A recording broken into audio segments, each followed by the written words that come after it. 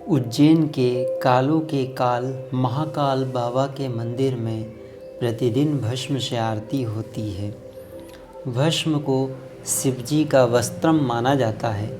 किसी भी पदार्थ का अंतिम रूप भस्म होता है। किसी भी पदार्थ को जलाओ तो वह भस्म रूप में एक जैसा ही होगा। मिट्टी को भी जलाने पर वह भस्म रूप में होगी। सभी का अंतिम स्वरूप भस्म ही है। भस्म इस बात का संकेत भी है कि सृष्टि नश्वर है।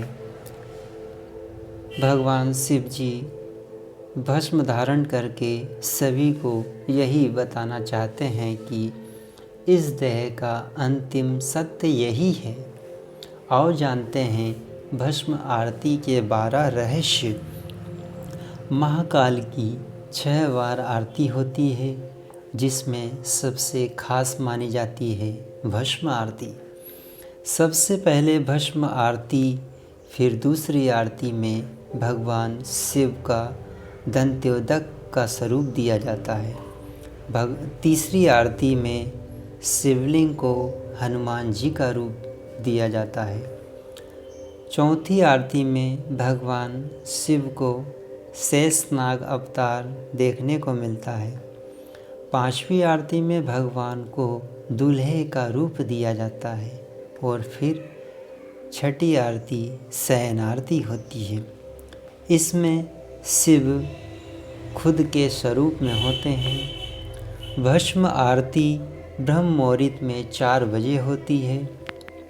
इस आरती की खासियत यह है कि इसमें ताज़ा मुर्दे की भस्म से भगवान शिव का श्रृंगार किया जाता है। इस आरती में शामिल होने के लिए पहले से बुकिंग की जाती है।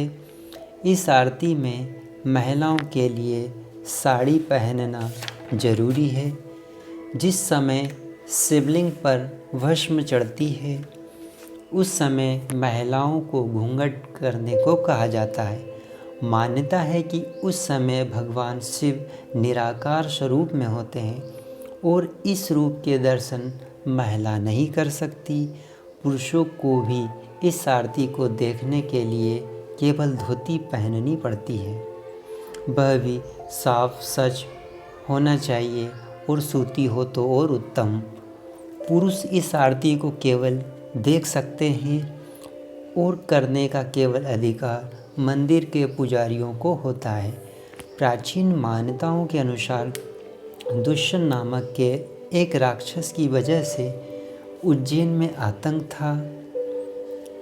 नगरवासियों के प्रार्थना करने पर भगवान शिव ने उसको भस्म कर दिया और उसकी राख से ही अपना श्रृंगार किया।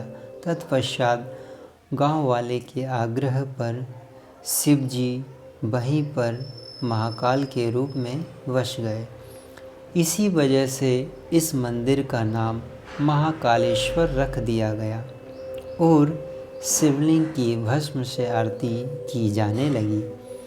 और ऐसा भी कहते हैं कि यहाँ शमशान में जलने वाली पहली चिता से भगवान शिव का श्रृंगार होता है, परंतु हम इसकी पुष्टि नहीं कर सकते। यह भी कहा जाता है कि इस भस्म के लिए पहले से लोग रजिस्ट्रेशन कराते हैं और मृत्यु के बाद उनकी भस्म से बाबा का श्रृंगार किया जाता है।